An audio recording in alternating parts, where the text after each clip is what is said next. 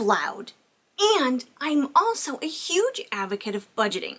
So when I heard about this whole loud budgeting thing that's going on amongst social media and the entire World Wide Web, I thought I need to look into this, and I bet I would like it.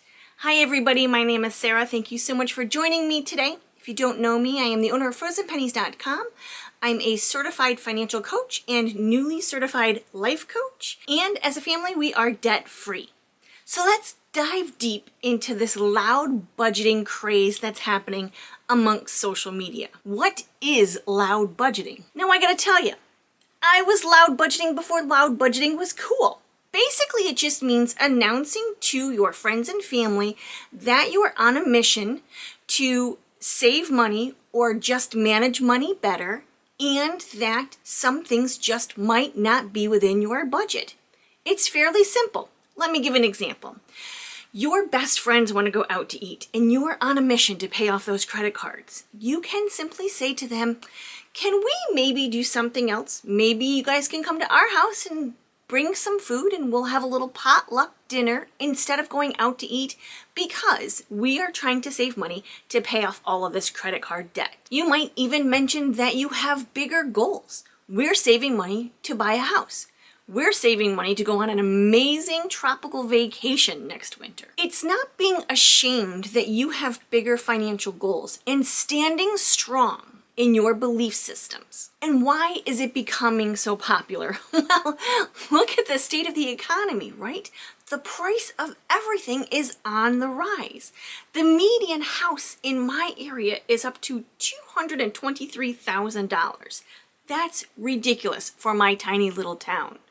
When people want to save money to do things or just afford broccoli at the grocery store, they have to cut back on things. So with everybody's credit card debt going up, many are deciding that it's time to take a firm stand on credit card debt and saving money in general, and just putting it all out there. Showing their hand, showing their cards, and making it okay to have financial goals. Is this whole loud budgeting craze thing bad? Well, the downside is that you're probably going to get some teasing and some flack from people who are not on the same page as you. There are people out there who just believe that debt is part of being a human and being a functioning part of adult society. However, there's also going to be people that just won't agree with the stance that you are taking on your finances. It opens up dialogue about personal finances. However, if you don't like people knowing your business, opening up that dialogue may not be a good thing for you. It can also be discouraging when people may disagree or belittle you for the financial choices that you are making. Keep these things in mind if you want to practice loud budgeting. And here's one of the things that I like about it. It's destigmatizing this whole personal finance conversation. Many people feel it's never a good idea to talk about money. I remember doing a poll quite a while ago in my community about whether or not it's okay to talk about money.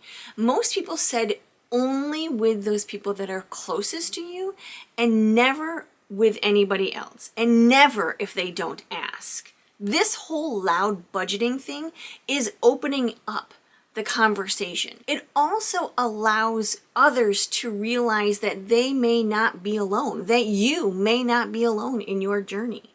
Wouldn't it be nice to know that other people are also experiencing this rise in debt and really coming together as a community to lower that debt? How can you actually adopt this loud budgeting trend and what can you take from it? It's so nice to have an accountability partner in this. It's nice to have a community that supports you. It's nice to be able to find others that are in the same boat that you are when you're trying to do something similar. And here are 4 ways to make loud budgeting an actual habit. Let's take this trend that's going on through TikTok and Instagram and use it to our advantage. The first way that we can do this is to address your feelings about money. When I asked that question in my community about, is it okay to talk about money? Those answers are all about the behaviors and the feelings and the emotions that one might feel about money. So if you evaluate the way you feel about money and making it, changing your opinion on whether or not it should be taboo, that's probably the first step. Realizing that money is just money. It's just paper and metal. It has nothing to do with your self-worth. So why not make it a tool that was created in order to keep a roof over our heads, put food on our tables, and then later on, give and enjoy. Understanding that money is just that, a paper and metal tool that we can use in order to make our lives better. It's not bad. You're not bad because you've gotten yourself into debt. Number 2, find an accountability partner. Somebody that you know and love and trust. Somebody that can help you when you need a little boost. Somebody who can stand next to you when you say to your friends, can we not go out for drinks after work on Friday because I'm trying really hard to get rid of this debt? They can say, yeah, let's do something else. Why doesn't everybody come to my house? I got 6 bottles of wine that I got for Christmas. It's nice to have somebody who you're able to vent to, who you're able to share your small wins with. And number 3, set clear goals and make sure that those clear goals are announced to all of your friends and family. Loud budgeting is all about getting a little bit loud. It's all about letting everybody know what you're doing, what your goals are, and where you stand. It's also about boundaries. It's about drawing those firm lines in the sand and letting people know this is not forever. It's just for now. It's just until I meet my goals. And number 4, show up in other ways. Understand that just because you're not willing to go out to Friday night happy hour doesn't mean you're not going to be there for your friends.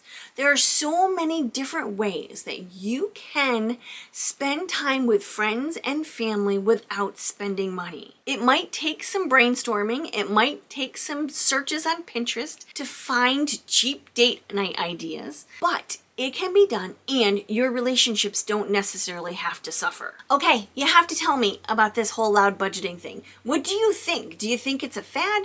Do you think that it's something that's going to stick? Have you been loud budgeting all of your life and never even knew that there was a name for it? Thank you so much for watching, everybody. I truly appreciate you and have a great day. Bye-bye.